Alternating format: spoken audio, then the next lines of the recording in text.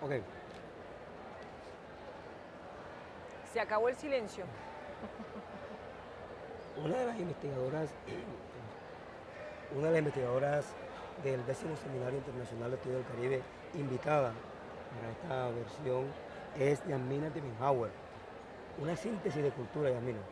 Así es. Padre suizo, padre haitiano, Padre haitiano. madre suiza y nació en las tierras andinas de Colombia, en Bogotá. Absolutamente. ¿De qué modo ha influido esa síntesis en el modo de ser, de actuar y en la visión del mundo de Yasmina Timenhauer? Pues eso es una base de mi personalidad, de mi historia, porque además, bueno, de padre haitiano, pero que ha viajado muchísimo y trabajado en el extranjero, así que además hemos vivido en África, en países árabes, en Italia, en Perú muchos años.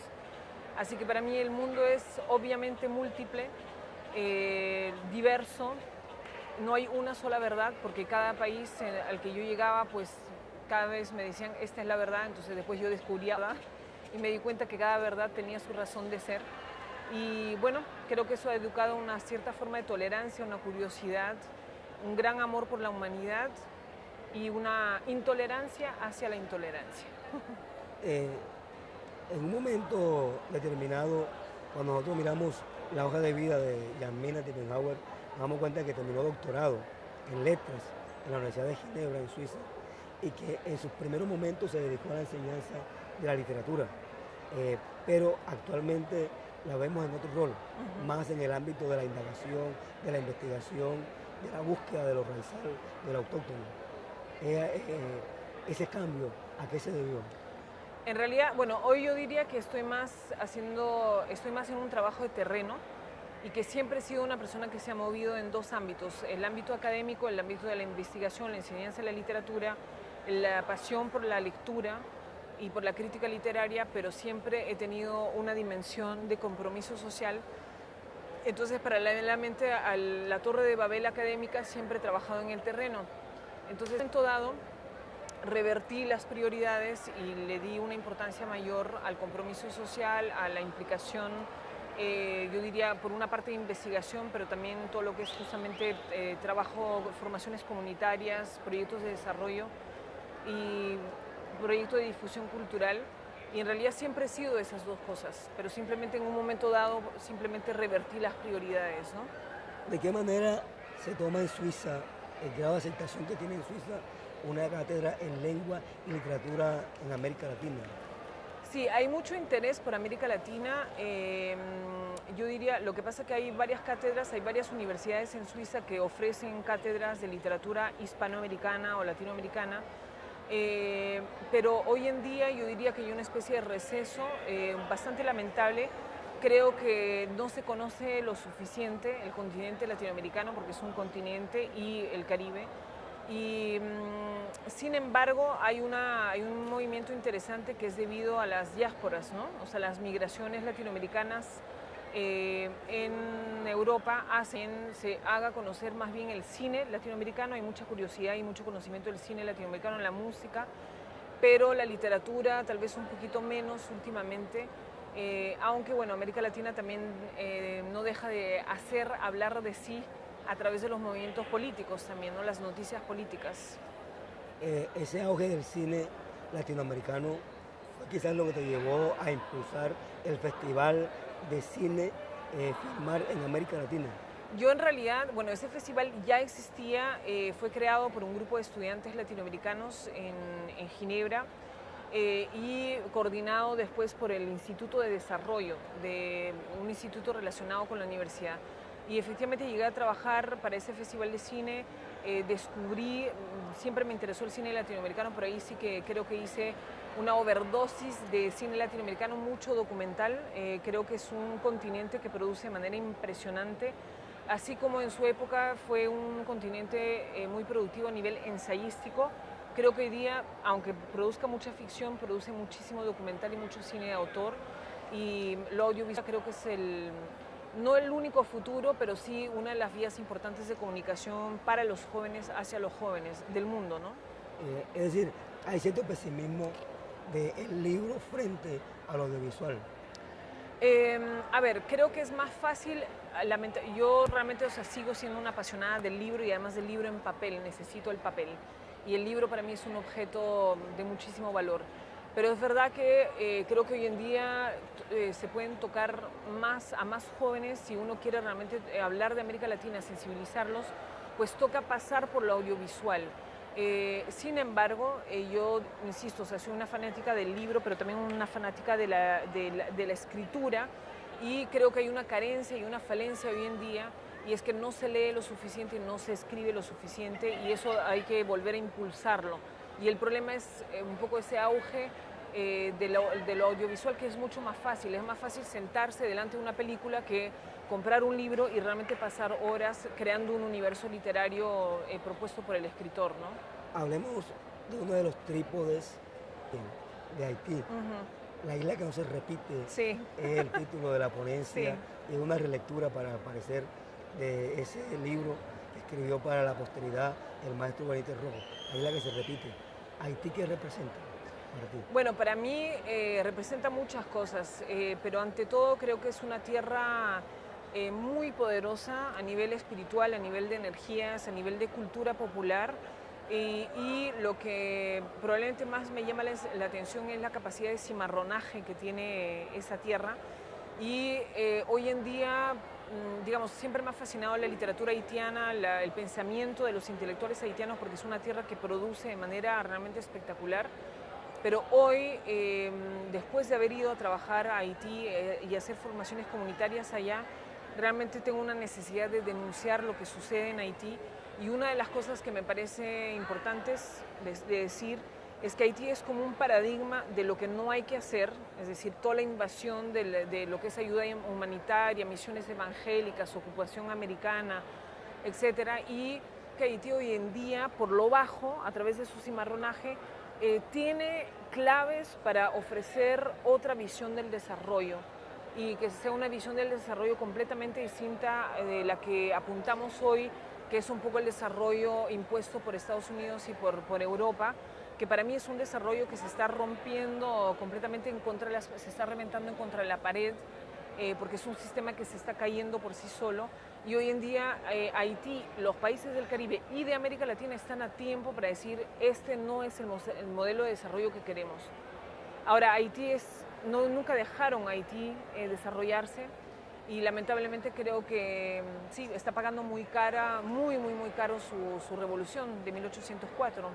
¿Qué tanto te movió el sismo que asoló las tierras haitianas? Fue un temblor, fue un terremoto interno, fue muy duro, yo no lo viví directamente, así que bueno, la dureza que yo puedo definir es una dureza puramente emocional, o sea, hay gente que sufrió mucho más que yo, obviamente, porque lo perdió todo, pero me movió mucho porque me doy cuenta de que gran parte de las muertes han sido debidas no a la fatalidad, sino al descuido total del gobierno, a una falta de proyección y de proyecto nacional.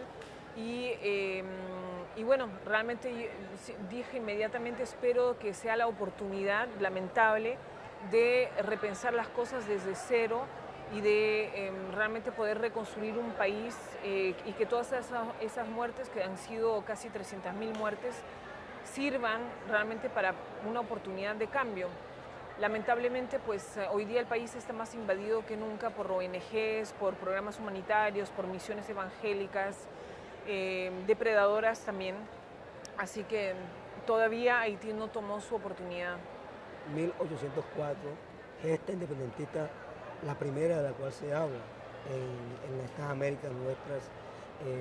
Sin embargo, hay quienes afirman que el movimiento libertario de Haití, en vez de catalizar las revoluciones americanas, las retrasó un poco, por cuanto no fue un movimiento independentista en sí, sino fue sobre todo un movimiento antiesclavo. ¿Cuál es tu opinión frente al tema?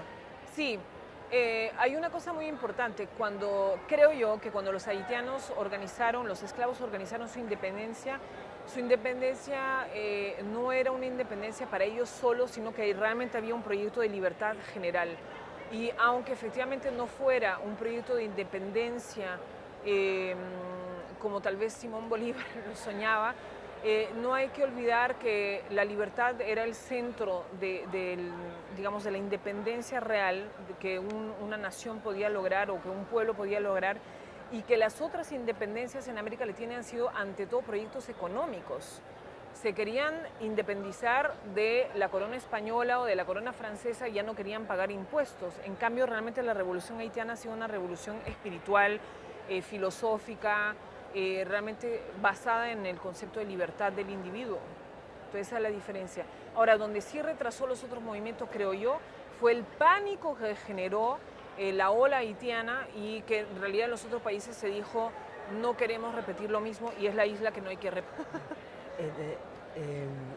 Sí hay motivos para celebrar estos bicentenarios que como bombo y platillo están celebrando en varios países de América Latina Sí. en estos años a raíz de lo que llaman el bicentenario de las independencias. ¿Crees que sí hay motivos para la celebración? A ver, sí, pero de manera crítica. Es decir, yo creo que se han idealizado muchísimos héroes de las independencias. Yo creo que se han omitido muchos aspectos de la historia, como justamente las pequeñas historias, los pequeños revolucionarios o pequeños soldados que acompañaron a estos grandes héroes para hacer las grandes independencias. Para citar un ejemplo justamente de la contribución de Haití hacia la libertad de los esclavos en general, el general Pétion le dijo a Simón Bolívar: te voy a brindar ayuda a condición de que liberes a los esclavos. Entonces fue una condición de un haitiano, ¿no? Ahora, el celebrar las independencias sí, pero hay que preguntarse hasta qué punto realmente somos independientes hoy, hasta qué punto. Ha sido efectivamente, como dices tú, una celebración de tíos, ha sido obviamente un gran logro poder obtener la independencia, pero ¿cuál fue el proyecto real que había por debajo de eso? Insisto, era un proyecto ante todo económico, no era un proyecto de libertad intelectual, aunque algunos intelectuales sí vislumbraban eso. Y hoy día yo siento que estamos en tierras donde todavía tenemos un colonialismo mental e insisto, seguimos mirando las excolonias prácticamente como el poder dominante y el ejemplo a seguir, y nos olvidamos de que han sido poderes depredadores, y dentro de las naciones que ya se han independizado tenemos todavía élites o grupos políticos que siguen el modelo depredador, lamentablemente, desde dentro. América Latina por lo general ha sido o ha estado muy relacionada con los movimientos migratorios, pero hacia afuera, Sí. no hacia adentro. Digamos que el sueño americano, por un lado, después el eurosueño. Sin embargo, con las crisis que se han vivido en los países de Europa y con las crisis que se han vivido en los Estados Unidos, hay como pocas posibilidades de movilizarse a esos países. ¿Qué le queda a América Latina en el ámbito de la migración y la integración? A ver, lo primero es que hay un aspecto importantísimo que yo creo que es realmente centrarse en un desarrollo basado en la educación, un desarrollo local, porque en realidad no se necesita salir de aquí. Ahora, lo que sí ha sido interesante es que los movimientos migratorios han ido también cambiando el perfil de las Europas y de América del Norte, porque hoy en día creo que la vida de muchas ciudades en Europa ha cambiado gracias a la migración, obviamente no solo latinoamericana, sino también africana y asiática, ¿no? Entonces las migraciones son movimientos que de todas maneras modifican los diferentes perfiles, pero América Latina creo que tendría que mirar más hacia adentro y entender que tiene respuestas posibles. Yo sé que suena totalmente utópico, pero creo que soñar con tener grandes represas eléctricas es un suicidio total, y que en realidad de repente los indígenas sí tienen propuestas interesantes, de repente los palenqueros sí tienen propuestas interesantes, tal vez el pobre campesino haitiano tiene propuestas interesantes, y ese es el deber de América Latina, es reconstituir su memoria, valorizar su historia y sus valores originarios, para poder realmente a partir de ahí crear un modelo de desarrollo que tiene que ser totalmente distinto del modelo de desarrollo impuesto por el poder dominante blanco. Hoy estás coordinando los grupos de trabajo pueblos autóctonos y Américas Negras, Sí. y estás también presidiendo el Centro Cultural Latinoamericano Tierra Incógnita. Sí. ¿Qué significa para ti ese tipo de trabajos y qué se busca con ellos? Sí, para mí, bueno, yo siento una necesidad siempre de transmitir mensajes, de atropellar un poco los esquemas adquiridos y de generar pensamiento. Entonces, para mí, esos tres ejes, a través de la Sociedad Suiza de Americanistas y del Centro Cultural Tierra Incógnita, son para mí medios para poder transmitir un mensaje, por una parte, pero también darle voz a los que necesitan comunicar mensajes hoy en día, ¿no? Y entonces, como dije antes, o sea, el mundo literario es un mundo que me fascina, que me interesa muchísimo, pero necesito acción y esos canales me permiten estar en la acción o dejar que otras personas actúen. Estamos en el 10º Seminario Internacional de Estudios del Caribe. ¿Qué crees que representa este evento como espacio de reflexión, de autorreflexión, de encuentros en esta búsqueda permanente de la identidad caribe? Primero, yo creo que hay una gran generosidad intelectual y eso es algo fundamental que se encuentra muy poco en los medios académicos europeos o del norte, digamos. Segundo, yo creo que es realmente un espacio de confluencias donde podemos confrontar, comparar y reencontrar tal vez similitudes y alimentar nuestras neuronas y nuestras reflexiones para regresar a nuestras labores y nuestros espacios individuales para ser mejores, por lo menos intelectualmente y también a nivel de conocimiento general. En tercer lugar, creo que hay un reto que Alfonso se puso desde el principio, que era mostrar que se podía hacer academia siendo caribeños y juergueros. Y eso me parece importante porque la academia no tiene por qué ser una academia de corbata y de seriedad y de tristeza, de color gris. Aquí estamos en un ámbito lleno de plantas, con colores, con un montón de jóvenes. Sé que dentro de la programación hay música, hay aperitivos. Para mí eso es parte del conocimiento, no es solamente en los libros, sino es en la frialdad del intercambio intelectual, donde yo sé más que tú. Aquí se reencuentran muchísimos abrazos y eso es algo fantástico. Yo llevo 8 años sin volver, pero he regresado como si hubiera estado anteayer en Cartagena, reencontrándome con un montón de gente maravillosa, tanto desde el punto de vista intelectual como humano. ¿Y cómo te ha recibido la ciudad? Fantástico, realmente, de hecho digo, ¿cómo pude pasar tanto tiempo sin volver? Y estoy feliz de estar acá. De nuevo reencontrar las raíces con lo andino, con lo caribe, con la Colombia en la cual naciste. Sí, para mí también es un viaje importante porque efectivamente es una tierra que me vio nacer. Me fui muy pequeña, pero siempre he guardado como esa admiración y ese cariño sin conocer lo suficiente este casi continente.